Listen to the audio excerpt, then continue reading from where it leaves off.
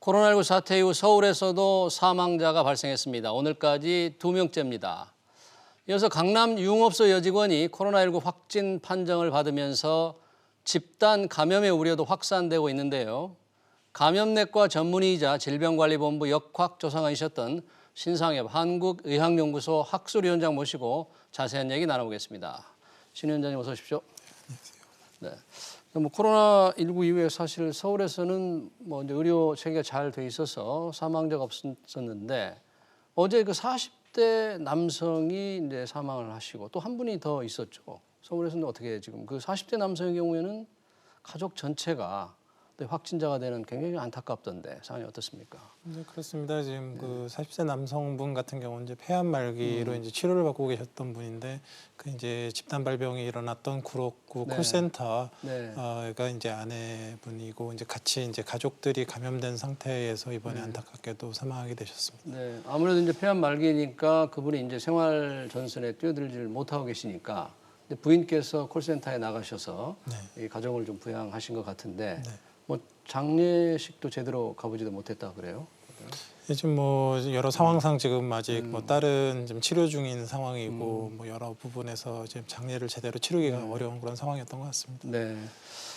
그렇긴 하지만 우리 전국으로 보면 지금 확진자가 하루에 이제 세 자릿수에서 지금 두 자릿수 50명 안팎으로 떨어졌잖아요. 네. 이틀 연속 50명 아래였다가 어제는 이제 53명으로 50명 전후인데 이게 좀 안정기로 들어간 겁니까? 어떻게 판단을 해야 합니까?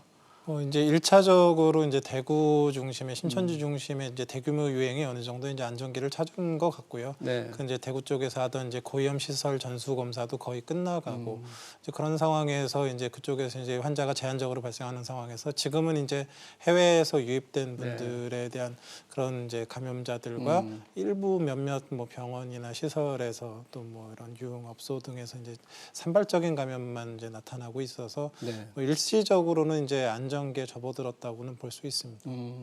그럼 이게 그 고강도 이제 사회적 거리두기 이런 효과가 조금 나타나고 있다고 봐야 되겠죠? 네, 그렇습니다. 지금 고강도 사회적 거리두기를 저희가 굉장히 오랜 기간 하고 있는데 여러 연구 기존 연구 결과들을 봐도 한 3주 이상 진행을 했을 때 이제 전체적인 감염의 규모를 95% 정도까지도 줄일 수 있다라고 알려져 있고 실제적으로 저희의 그 감염 양상을 봐도 어느 정도 상당한 효과를 보고 있는 건 이제 맞는 것 같고요. 이제 이런 효과들이 이제 좀 더 이제 앞으로 또 나타나게 되면 어느 정도 이제 안정세에 더 접어들 수 있지 않을까 생각하고 있습니다.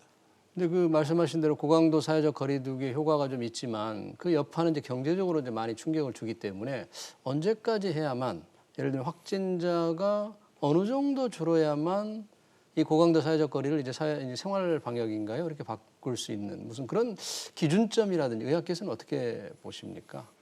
의학계에서 제시한 건 같지는 않고 지금 이제 방역 당국에서는 이미 어느 정도 제시를 했습니다. 그래서 이제 일일 발생 환자 수가 50명 미만으로 내려오고 그다음에 지역사회 감염 중에서 95% 이상을 감염 경로로 확인할 수 있는 그 5% 미만만 잘 모르는 그런 정도 상태이고 또 환자 발생의 규모가 이런 중증 환자가 지금의 병상수, 중증 환자의 병상수를 늘리지 않고도 어느 정도 지역사회에서 감당할 수 있을 정도로 발생을 하는 그런 정도라 그러면 어느 정도 이제 고강도 사회적 거리두기에서 벗어나서 이제 생활 방역의 형태로 이제 갈 수 있을 거라고 보고요. 지금 정부에서 이제 재난지원금 이런 것들을 이제 준비한다는 얘기는 결국 그거는 이제 집에서 쓸 수 있는 게 아니라 어느 정도 사회 활동을 하면서 쓸 수 있는 거기 때문에 그런 거와 아마 발맞춰서 기본적인 그런 그 시기들이 결정이 될 것 같습니다. 그러니까 50명 이하이고 이제 95%의 감염 경로를 알 수 있다. 그러면 점점 우리가 그쪽으로 지금 접근은 하고 있다고 봐야 되겠네요. 접근하고 있는 상태죠. 근데 바로 어제 그 큰 뉴스였는데 서울 강남 역삼동의 대형 음식점 그 여종업원에 이제 확진자 발생이고 당시 굉장히 많은 사람이 드나들었다.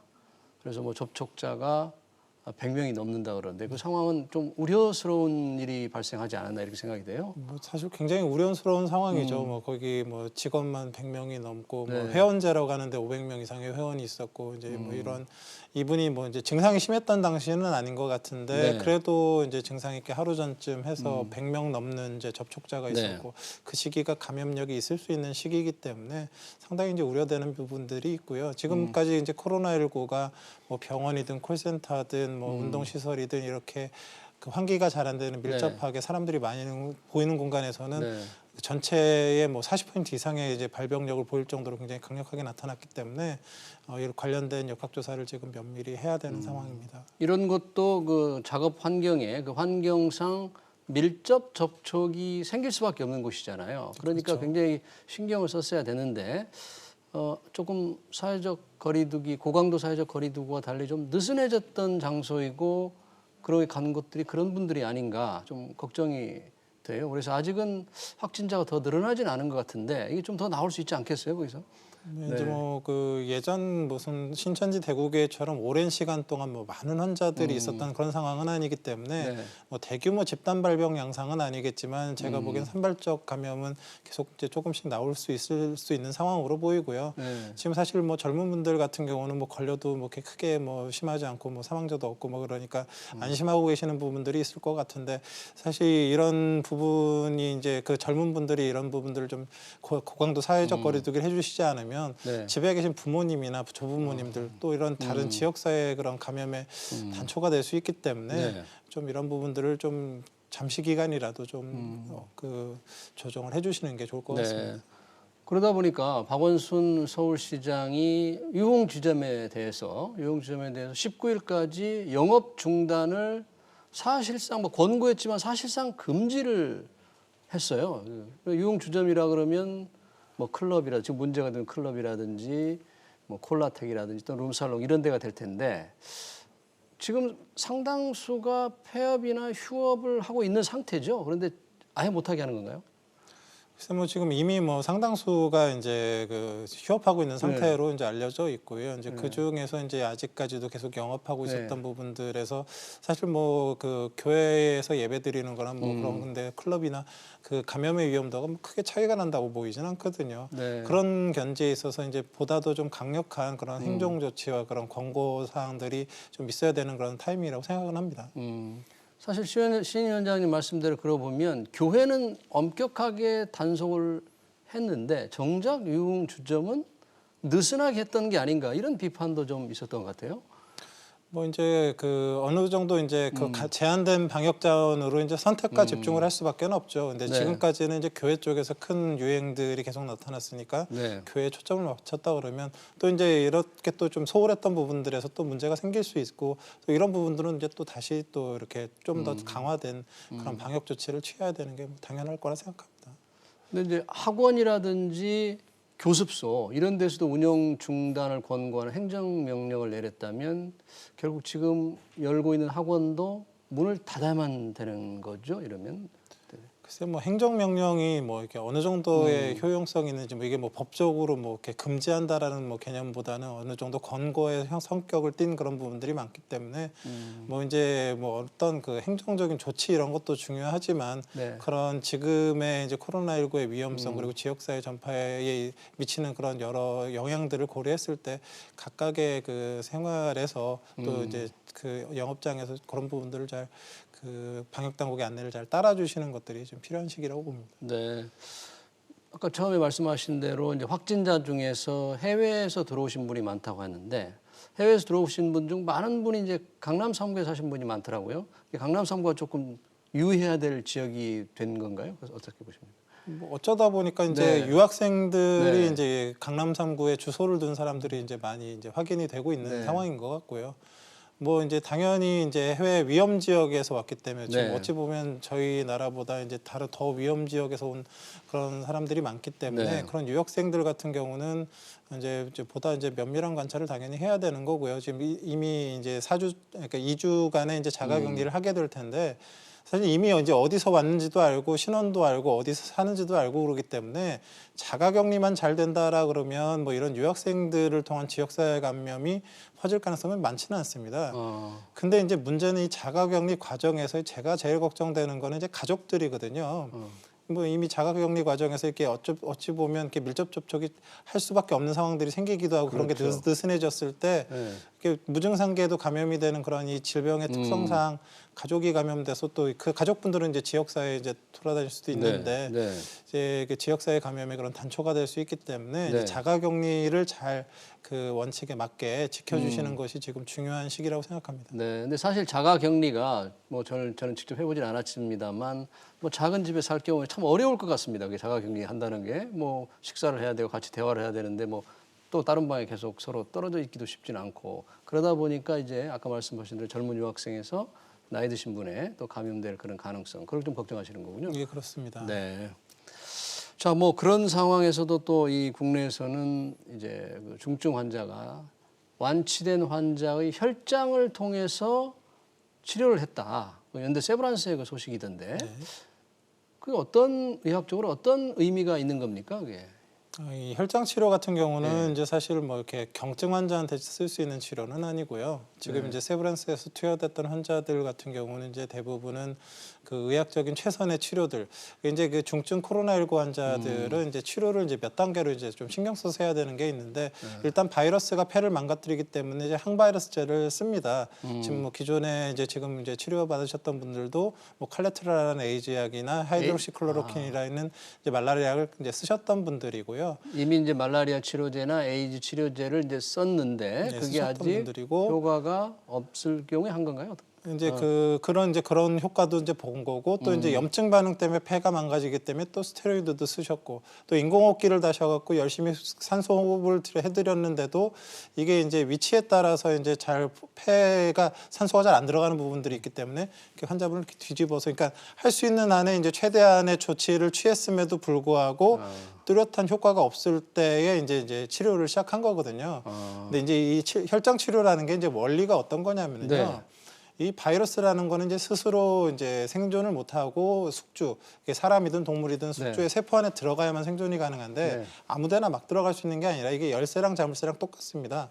그 홈이 딱 맞아야지만 들어갈 수 있는 바이러스가. 그런 네. 구조거든요. 근데 그 회복한 환자의 혈장 안에는 이 중화항체라고 그래서 이 열쇠를 갖다 막아버리는 일종의 뭐 열쇠에다 껌 붙여버리면 네. 못 들어갈 거 아닙니까? 네. 그런 식의 이 항체들이 들어있다는 거죠. 그러니까 그래서 혈장이라는 것이 혈액에서 이제 적혈구나 백혈구 같은 것을 걸러내고 남은 무슨 누런 그런 용액이잖아요. 예, 예, 그 안에 그런 항체가 있는 그거가 효과를 발휘한다 그런 거죠. 이제 그렇죠. 이제 그 코로나19에서 회복하고 나면 그 코로나19 바이러스를 이미 이겨냈던 항체들이 항체. 이제 그 항체라는 게 결국은 바이러스의 그 홈을 막아서 못 들어가게 만든다는 거죠. 네. 그래서 그런 이제 아직 환자는 그걸 충분히 갖고 있지 못하지만 이미 가지고 있었던 사람한테서 그걸 넣어주면 그 지금 우리 몸 안에 있던 바이러스들이 다른 그 폐 안에 들어가서 망가뜨리려고 하는데 못 망가뜨리니까 바이러스는 사멸되고 우리 세포는 살아남고 그 과정에서 이제 살 수 있는 거죠. 그래서 이론적으로는 굉장히 효과를 볼 수도 있는 그런 치료법이기도 하고요. 과거 사스나 메르스나 뭐 이런 때 에볼라 때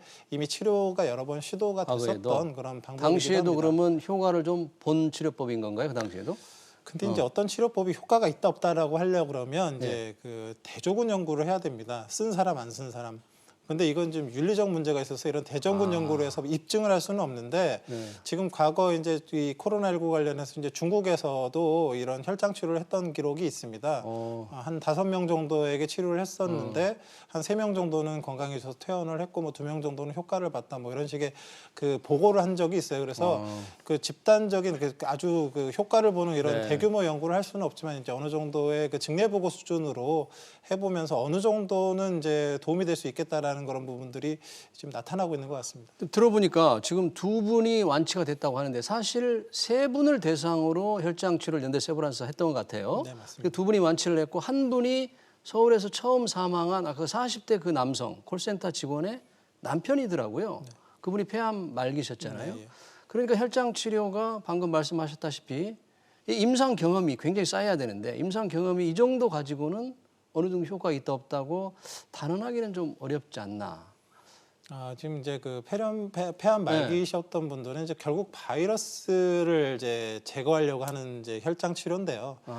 근데 폐 자체가 지금 안에 지병이 있으셨던 상황이지 않습니까? 그러니까 이 바이러스를 제거했음에도 불구하고 이제 지병이 악화되는 걸 막을 수 있는 방법은 없기 때문에 네. 그래서 이제 세브란스 병원 측 뭐 얘기도 이게 이제 어느 정도 이렇게 가족들과 이제 작별 인사를 하실 수 있는 시간을 벌기 위해서 한번 시도해봤다 뭐 이런 식의 설명을 그런 하고 있는 거군요. 그런 네. 영상이라서 네. 그분께서 사용한 건 조금 목적이 다른 것 같습니다. 그렇군요. 그러면 이 혈장 치료를 정부도 적극적으로 앞으로 권장을 하고 어떤 가이드라는 것을 내놓을 그런 계획인가요? 어떤가요?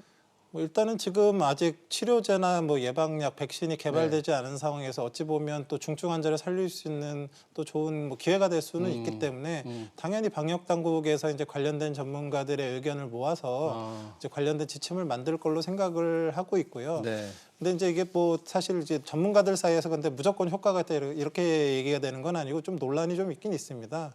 관리하기도 좀 어렵고 또 재감염 우려도 있고 또 이 면역 반응이 잘못 나타나게 되면 또 환자가 더 악화될 수도 있다. 뭐 이런 이론적 근거들도 또 있어서 그렇군요. 굉장히 면밀하게 이제 판단을 해서 아마 그런 지침을 만들게 될 것 같습니다. 근데 만약에 효과가 있다고 믿더라도 그 혈장을 구하는 방법도 쉽지가 않을 것 같아요. 완치자에서 받았는데 그냥 받을 수 있는 것도 아니죠. 어떻게? 당연합니다. 네. 그래서 이제 수혈 받는 거랑 똑같습니다. 헌혈하는 거랑 똑같습니다. 예. 그래서 그 코로나19에서 회복되신 분한테 동의를 받아서 그분에게 이제 혈액을 채취를 해서 그 중에서 이제 혈장 부분을 잘 이렇게 이제 따로 이제 모아야 되는 그런 작업이기 때문에 이제 네. 무한정 나올 수도 없는 거고 일단 네. 지금 상태에서는 또 이제 이런 혈장을 받았을 때 또 어떤 분한테 어떻게 써야 될지 이런 적응에 대한 부분들도 많이 좀 논의가 돼야 되는 부분들이 있습니다.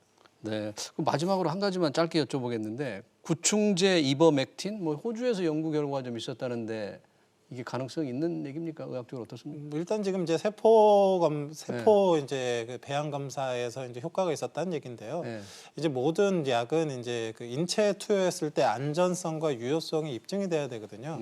예를 들면 세포에다 바이러스 감염시켜 놨는데 100도씨 가열하면 뭐 1초 만에 죽겠죠. 근데 그걸 갖다 안전하게 사용할 수는 없지 않습니까? 그렇죠. 그러니까 인체 내에서의 안전성, 인체 내에서의 유효성이 이제 확보될 만한 그런 임상 시험이 앞으로 뭐 이제 된다 그러면 뭐 그 경과를 봐야 될 것 같은데 당장에 사용하기는 좀 어려운 그런 방식이라고 볼 수 있습니다. 네, 알겠습니다. 시간 관계상 여기까지 듣겠습니다. 지금까지 신상엽 한국의학연구소 학술위원장이셨습니다. 고맙습니다.